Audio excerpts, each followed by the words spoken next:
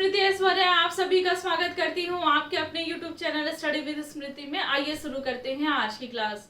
आज की क्लास से मैं झारखंड की अर्थव्यवस्था विषय और झारखंड के करंट अफेयर की क्लासेस स्टार्ट कर रही हूँ। और ये जो सीरीज चलेगा अभी आपको पर डे से क्लासेस मिला करेंगे एक सीरीज के रूप में। जिस तरीके से झारखंड के अन्य विषयों के क्लासेस मैंने कराए हैं और खत्म कराए हैं, अब झारखंड की अर्थव्यवस्था और झारखंड के करंट अफेयर की क्लासेस को भी मुझे समाप्त करना है। ये क्लासेस आपको पर डे 12 से 1 बजे के बीच में मिला करेंगे। और अगर कोई टेक्निकल प्रॉब्लम या फिर किसी तरीके का इंटरनेट का प्रॉब्लम हो तो ही ये क्लास में लेट हो सकता है, या फिर किसी दिन मेरी तबीयत ठीक नहीं रही तो ही ये क्लास गैप हो सकता है। लेकिन अब ये क्लासेस आपको कंटिन्यू मिला करेंगे। और जेपीएससी के मुख्य परीक्षा के लिए जो क्लास होंगे वो इवनिंग में आप लोगों को 7 बजे से लेकर 9 बजे के बीच में आप लोगों को मिला करेंगे। कोशिश करूंगी पर डे क्लासेस दूं, लेकिन सप्ताह के 1 या 2 दिन गैप भी ले सकती हूँ।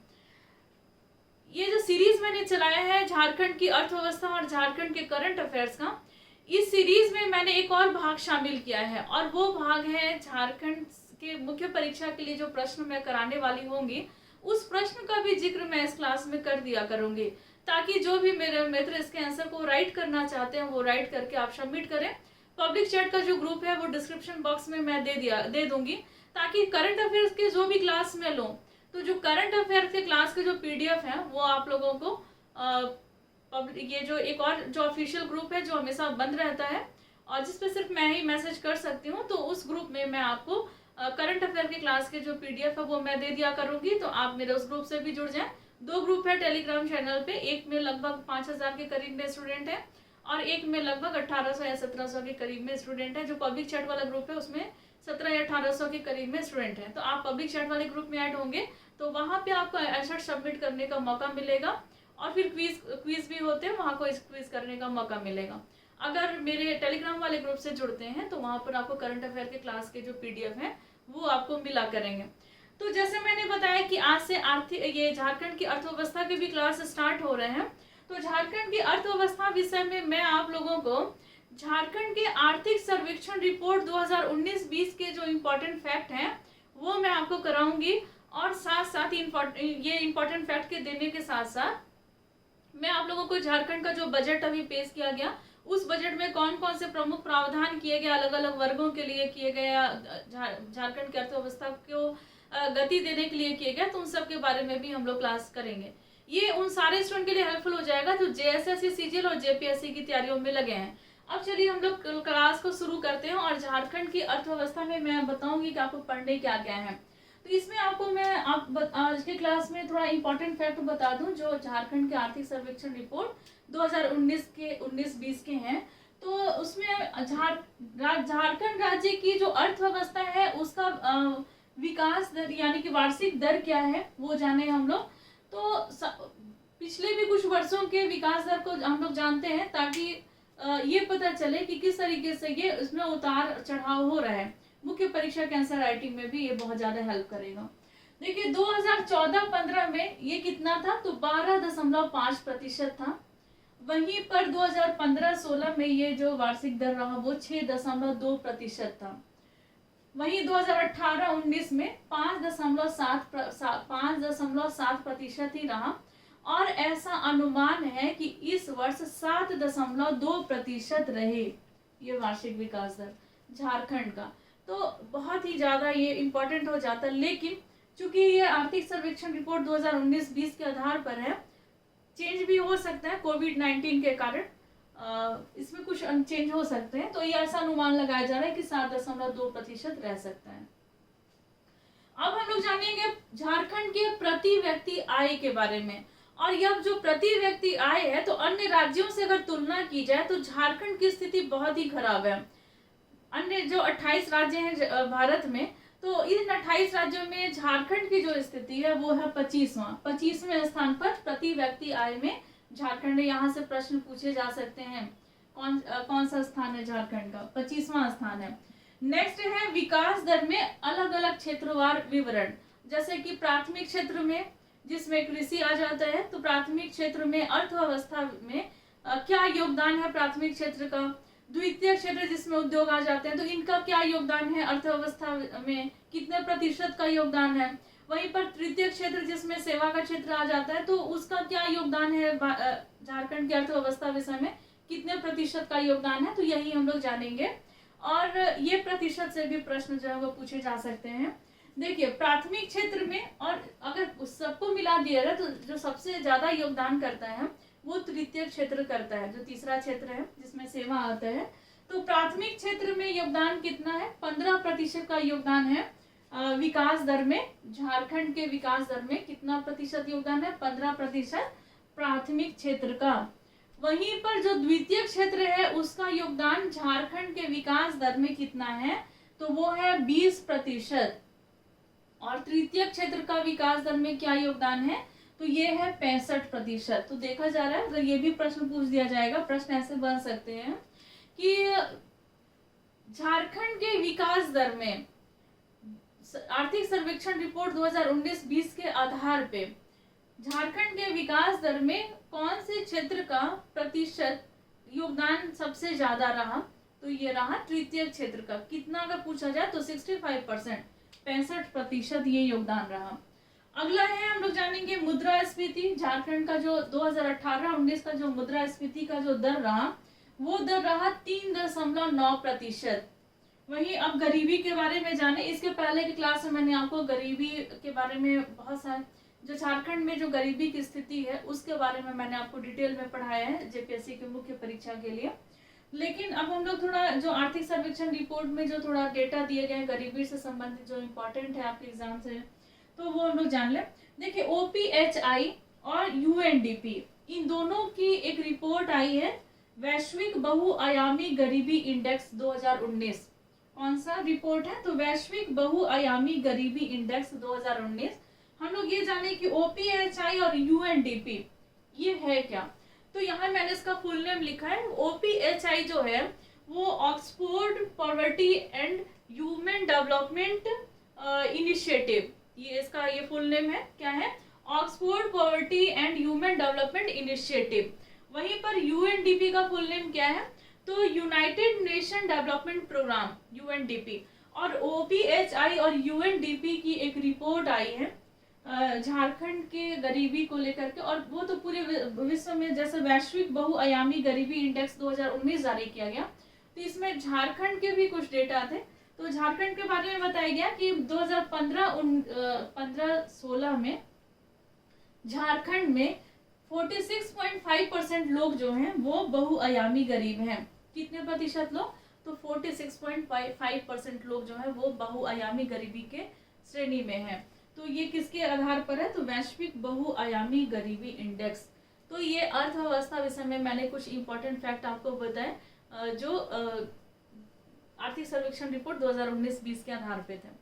अब हम लोग क्लास करेंगे करंट अफेयर्स का, ठीक है ना। तो इसमें मैंने दो इंपॉर्टेंट जो करंट अफेयर्स है वो मैंने डाले हैं, 19 मई के ही हैं ये करंट अफेयर्स। तो इसमें सबसे पहले हम लोग जानेंगे कि एक जो ये नगर विकास मंत्रालय भारत सरकार जो है, नगर विकास मंत्रालय भारत सरकार, इसके द्वारा 7 स्टार रेटिंग जारी की गई है। और इस 7 स्टार रेटिंग में जमशेदपुर को 3 स्टार, मतलब जमशेदपुर अधिसूचित क्षेत्र समिति, जमशेदपुर अधिसूचित क्षेत्र समिति, इसको 3 स्टार मिला है। और ये जो रेटिंग है वो कौन जारी किया है, भारत सरकार के नगर विकास मंत्रालय के द्वारा ये रेटिंग जारी की गई है। और इसमें क्या है कि ठोस अपशिष्ट प्रबंधन के मूल्यांकन के लिए गार्बेज फ्री स्टार रेटिंग जो है वो जारी की गई है। किस आधार पे की गई है, तो ठोस अपशिष्ट प्रबंधन के मूल्यांकन करने के लिए गार्बेज फ्री रेटिंग जारी की गई है। और इस रेटिंग में मतलब 7 स्टार रेटिंग मिलना है, लेकिन इस रेटिंग में झारखंड और बिहार, इन दोनों राज्यों को अगर मिला दिया जाए तो जमशेदपुर ही एक ऐसा, जमशेदपुर अधिसूचित क्षेत्र समिति ही एक ऐसा क्षेत्र है जिसको ये रेटिंग मिली है, वो भी 3 स्टार रेटिंग, 3 स्टार रेटिंग में इसको शामिल किया गया। तो दोनों राज्यों में इकलौता यही है जिसको 3 स्टार रेटिंग मिली है। किस आधार पे ये रेटिंग मिली है अब हम लोग इसको भी जानते हैं। तो घर घर से कचरा को इकट्ठा करने के लिए ये जो रेटिंग है उसमें मतलब उसके आधार पर मूल्यांकन किया गया है कि घर घर से कचरा को इकट्ठा किया गया। और फिर जो आवासीय क्षेत्र है, जो व्यावसायिक क्षेत्र है, वहां पर रोड के स्वीपिंग के लिए भी ये मूल्यांकन किया गया। और फिर जो सार्वजनिक क्षेत्र है, पर्यटक स्थल जो है, उनके साफ सफाई के लिए रेटिंग जारी किया गया। फिर सुबह में और रात्रिकालीन ये जो साफ सफाई होती है क्षेत्रों में, उसके लिए भी उसका भी मूल्यांकन किया गया है इस रेटिंग को देने में, 3 स्टार रेटिंग को देने में। इस कारण से और फिर एक और है कि ये कुछ ये मतलब माफ कीजिएगा, ये 3 स्टार रेटिंग इस आधार पे जमशेदपुर जो अधिसूचित क्षेत्र समिति है इसको मिला है। और झारखंड और बिहार में इकलौता यही एक क्षेत्र है जिसको 3 स्टार रेटिंग मिली है। और ये कौन जारी किया है? तो नगर विकास मंत्रालय भारत सरकार के द्वारा इसको जारी किया गया है। अब ये दूसरा जो करंट अफेयर्स का जो फैक्ट है वो हम लोग जाने कौन सा है। तो बायोटेक किसान हब योजना, बायोटेक किसान हब योजना जो है वो झारखंड के प्रमुख 4 ऐसे क्षेत्र हैं जहां पर ये चलाई जा रही है। और वो 4 कौन से जगह हैं? तो गुमला, लोहरदगा, पलामू और चतरा। ये पिछड़े हुए जगह हैं, गुमला, लोहरदगा, पलामू और चतरा। यहाँ पर बायोटेक किसान हब योजना जो है वो चलाई जा रही है। और यह योजना भारतीय कृषि अनुसंधान परिषद नई दिल्ली के द्वारा ये चलाई जा रही है। इसके द्वारा उन्नत प्रजाति के फसलों का चयन करने में ये मदद करेगा कि जैसे अगर कोई जगह है, जैसे गुमला के ही किसी क्षेत्र को ले लीजिए, तो गुमला का कोई ऐसा क्षेत्र है जहां पर वहां की मिट्टी किस तरीके की है, वहां का जलवायु किस तरीके का है, वहां की मिट्टी में किस तरीके का फसल बोने सही है और फसल का कौन सा उन्नत किस्म है, इन सभी के बारे में पता करके वहां के किसानों को इस बारे में बताना और उसके बाद किसानों को जागरूक करना इसके लिए किस तरीके से अगर आप अपनी खेतों में खेती करते हैं तो फिर आपको ज्यादा लाभ मिलेगा। और उद्देश्य क्या है इस योजना को चलाने का? बायोटेक किसान हब योजना के अंतर्गत लाए गए, ये योजना पहले से चलाई जा रही है लेकिन झारखंड के 4 जिलों में ये योजना लाई गई, गुमला, लोहरदगा, पलामू और चतरा। तो इसका उद्देश्य क्या है? तो इसमें किसानों की आय को दोगुनी करना। जैसे केंद्र सरकार का ये एक जो योजना चलाई जा रही है कि वो चाहते हैं किसानों की आय को दोगुनी कर दिया जाए। तो ये जो योजना है बायोटेक किसान हब योजना, तो किसानों की आय को दोगुनी करने में ये काफी मददगार साबित हो सकता है। उसके साथ साथ किसानों और महिलाओं को सशक्त करना, जो महिलाओं को भी इसमें काफी प्रोत्साहित किया जा रहा है कि इस तरीके से खेती की जाए। और इसमें जलवायु की पहचान करके, मिट्टी की पहचान करके, उन्नत फसलों की उन्नत के फसलों के मतलब किस्मों की पहचान करके कृषि करना सिखाया जाता है। और इसके अंतर्गत मधुमक्खी पालन, मशरूम की खेती और बकरी पालन, इन सभी पर भी बहुत ज्यादा बल दिया जाता है। किसानों को सशक्त करना है, महिलाओं को सशक्त करना है। तो ये चलाया जा रहा है योजना बायोटेक किसान हब योजना। तो ये करंट अफेयर से रिलेटेड हो गया और 4 जिलों में, झारखंड के 4 जिलों में चलाया जा रहा है। अब हम लोग चर्चा करेंगे उस प्रश्न के बारे में जो जेपीएससी के मुख्य परीक्षा के लिए मुझे कराने हैं और इसके आंसर जो है आपको इवनिंग में मिल जाया करेंगे। तो प्रश्न क्या है? तो झारखंड की अर्थव्यवस्था विषय से है। देखिए, मुख्य परीक्षा के सिलेबस को अगर देखें तो पेपर 5 में झारखंड की अर्थव्यवस्था से प्रश्न पूछे जाने हैं। उसमें मैंने इसके पहले की क्लास में भूमि संबंधित कुछ जो समस्याएं थी उनको मैंने बताया। फिर वन से संबंधित जो समस्याएं थी वो मैंने बताया। गरीबी से की स्थिति मैंने बताई कि क्या गरीबी की स्थिति है। फिर अब हम लोग बेरोजगारी के बारे में जानेंगे, बेरोजगारी की स्थिति क्या है झारखंड में। तो प्रश्न क्या है आज की क्लास का? बेरोजगारी से आप क्या समझते हैं? झारखंड में बेरोजगारी की वर्तमान स्थिति को स्पष्ट करते हुए इसे दूर करने के लिए चलाए जा रहे मुख्य कार्यक्रमों की चर्चा करें। ये प्रश्न है, आप इसको नोट कर लीजिए। जितना भी मैंने बताया इसको आप नोट करने की कोशिश कीजिए, नोट करने से याद हो जाता है। और ये प्रश्न के आंसर को राइट किस तरीके से करने हैं, तो देखिए, बेरोजगारी से आप क्या समझते हैं, थोड़ा आपको भूमिका में इतना लिखना होगा। बेरोजगारी के बारे में थोड़ा शॉर्ट में आपको बतानी होगी।